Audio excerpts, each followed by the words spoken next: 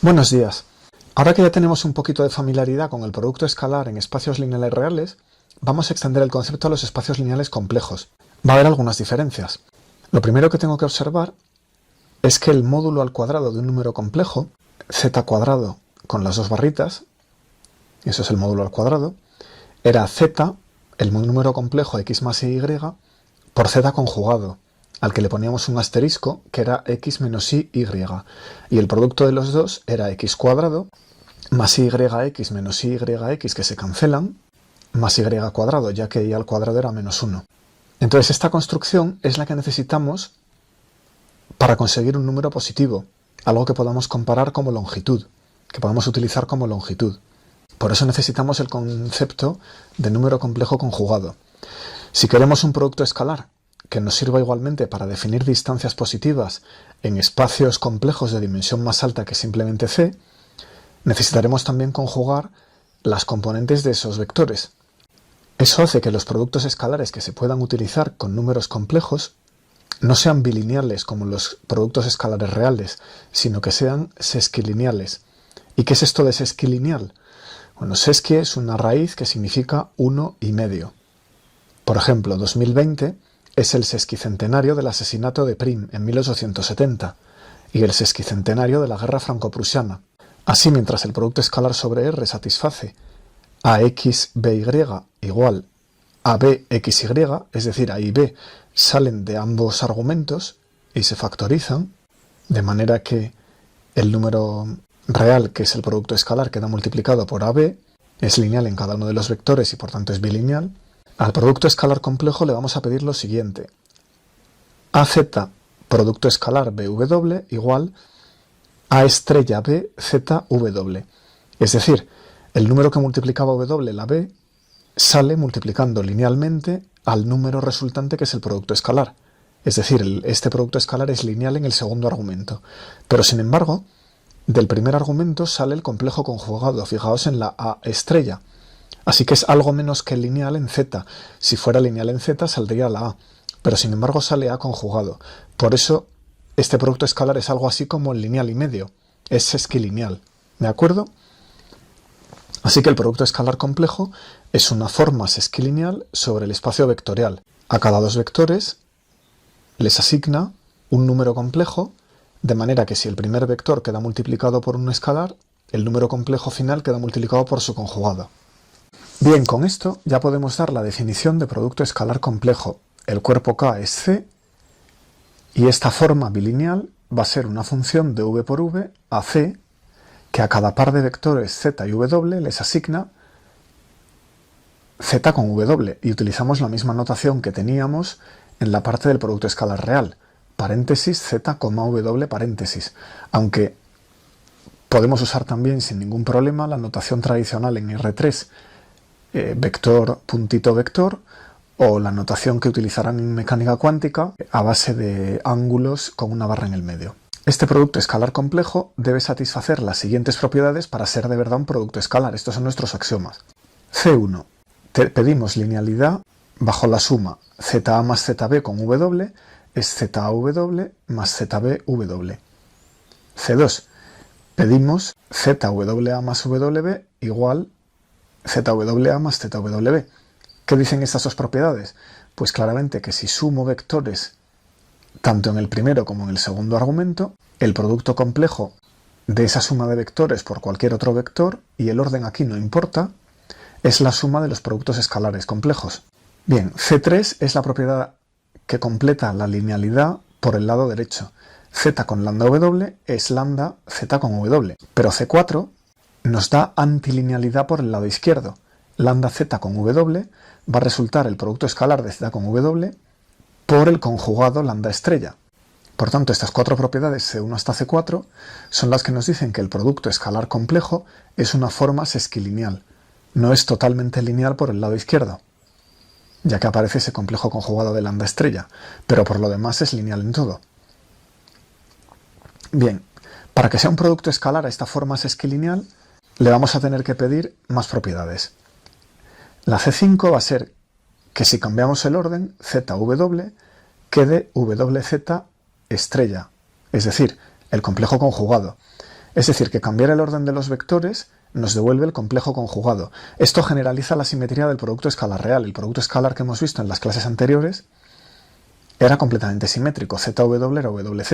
Aquí no, aparece el complejo conjugado. ¿Esto por qué es? Por la necesidad de, más adelante, en cuanto pidamos la norma, conseguir que la norma sea positiva. Igual que en los números complejos, para conseguir un módulo al cuadrado positivo necesitamos multiplicar el número por su conjugado. Bien, las siguientes dos nos van a dar la no degeneración del producto escalar y la no negatividad. Veamos C6, pidamos que el producto escalar de z con w sea 0 para todo w solamente si z es 0. Es decir, si un vector tiene producto escalar 0 con todos los demás vectores del espacio, ese vector es 0. ¿De acuerdo? Eso quiere decir que esta forma bilineal es no degenerada. El núcleo de la aplicación es 0. Así que llamamos a esta propiedad de no degeneración. Finalmente, la C7. Esta propiedad puede ser opcional. Vamos a pedir que si z es un vector no 0, salvo 0, entonces el producto escalar de z consigo mismo, que es claramente lo que vamos a usar para definir la norma, sea un número positivo. Es decir, el producto escalar es positivo, nos va a dar que la norma de un vector y la distancia serán positivas, siempre que el vector quede multiplicado por sí mismo, excepto si z es 0, en cuyo caso se aplica la norma C6. Y claro, el producto escalar de 0 consigo mismo va a ser 0. Bien, no todas estas propiedades son axiomas, no todas son independientes, o sea que no es necesario exigirlas todas a la vez. Por ejemplo, si tomamos la regla C5 que generaliza la simetría, el conjugado de ZW es WZ, entonces C1 implica C2, simplemente pasamos la suma de un lado a otro utilizando la propiedad C5, y C3 implica C4. Simplemente recogemos un conjugado al cambiar el factor del segundo al primer argumento. Bueno, una consecuencia inmediata de estas propiedades es que el vector 0 multiplicado escalarmente por z es lo mismo que z por 0 y es siempre 0. Esto es trivial. Simplemente elegimos lambda igual a 0 en las propiedades tercera y cuarta. En Cn, que es nuestro espacio de vectores complejos de referencia, al que intentamos poner los demás en correspondencia isomórfica, si v es igual a Cn, tenemos el producto escalar canónico, que a dos vectores z y w les asigna z1 conjugado por w1 más z2 conjugado por w2 hasta zn conjugado por wn, donde estos números, z1 hasta zn y w1 hasta wn, son las componentes en la base canónica de estos dos vectores. De esto hablaremos enseguida. Bueno, es evidente que este producto escalar complejo cumple las propiedades anteriores. Si queréis echarle un vistazo una por una, no se tarda nada en comprobarlo.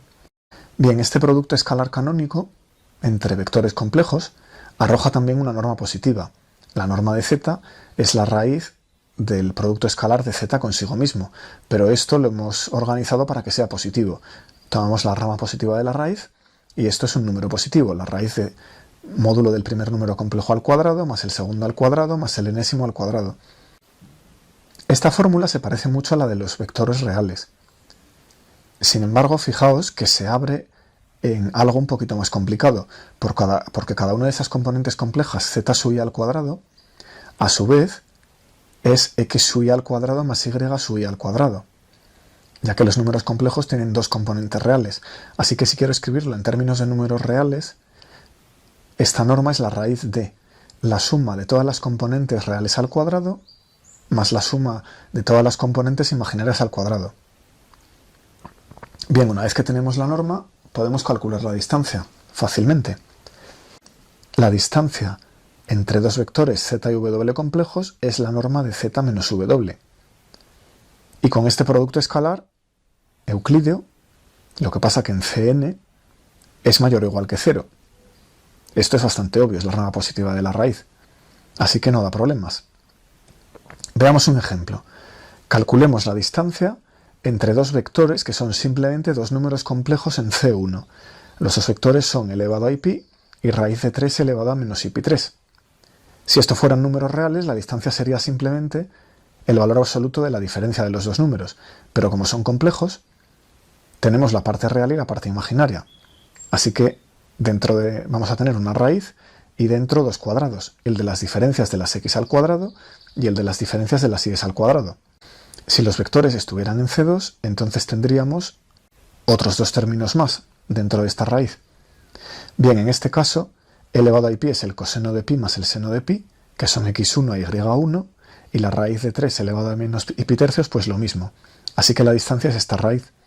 Operamos rápidamente, el seno de pi es 0, el coseno de pi es menos 1, y queda la raíz de 1 más raíz de 3 medios todo al cuadrado, más 3 veces la raíz de 3 medios al cuadrado, que resulta ser raíz de 4 más raíz de 3. Y esto es la distancia entre estos dos números complejos. Es una magnitud geométrica que no teníamos en los capítulos anteriores, considerando C simplemente como espacio vectorial. Bien, veamos un ejemplo. Con este producto escalar complejo que hemos definido, podemos desafiarnos a ver a qué distancia están entre sí las matrices de Pauli. Un par de observaciones. Primero, estas matrices 0, 1, 1, 0, 0 menos i, 0 y 1, 0, 0 menos 1, ya las podéis memorizar. Las llamamos sigma 1, sigma 2 y sigma 3 y son cruciales en el estudio de la física cuántica. Así que ya no se os olviden. Bien, un espacio complejo de 4 dimensiones, como es este, porque tenemos dos matrices, como es este, porque tenemos matrices 2 por 2, en total 4 números complejos para caracterizarlas, pues tendrá una base de dimensión 4. Entonces normalmente se utiliza la identidad 1, 0, 0, 1 y estas tres matrices.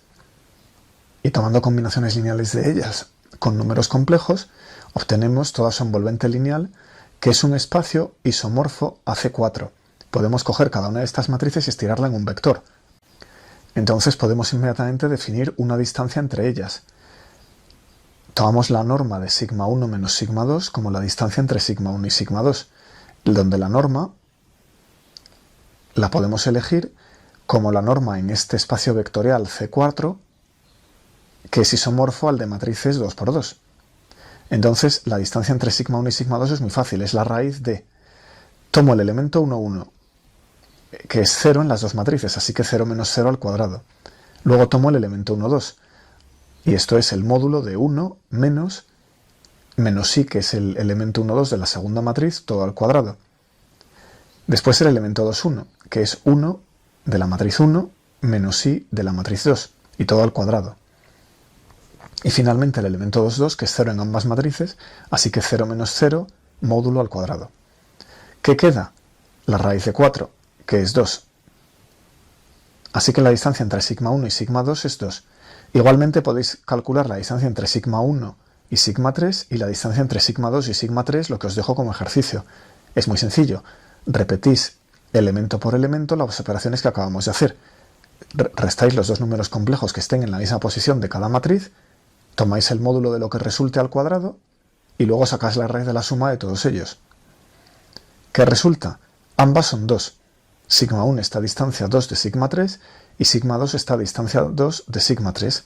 Así que las tres matrices vistas como vectores yacen en los vértices de un triángulo equilátero.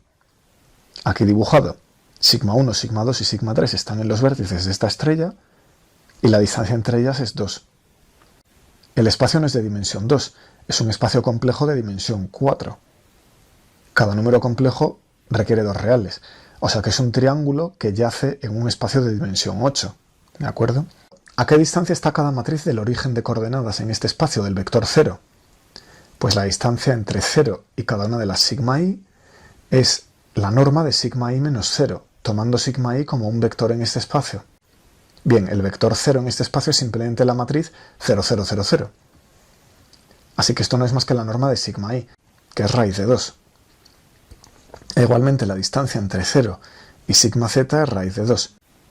Igualmente la distancia entre 0 y sigma z es raíz de 2. El origen está a distancia raíz de 2 de cualquiera de ellas y la base es un triángulo equilátero de lado 2.